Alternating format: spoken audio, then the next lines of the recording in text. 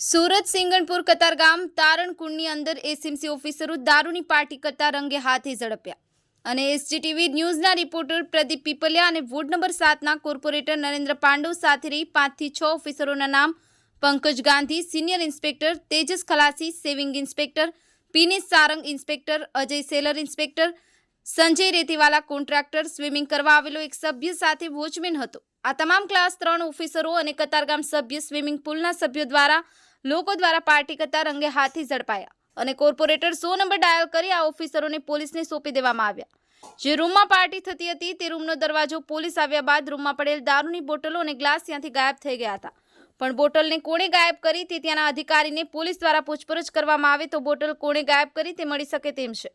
સુરત મહાનગરપાલિકાના commissioner madam Shri અને housing વિભાગના કાર્યપાલક આવા અધિકારીઓ પર શું એક્શન લેશે તે હવે જોવાનું રહ્યું।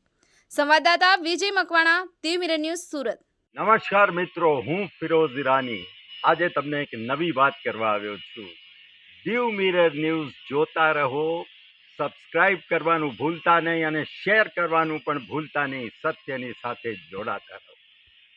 નમસ્તે મિત્રો, હું છું ચાંદની પરમાર।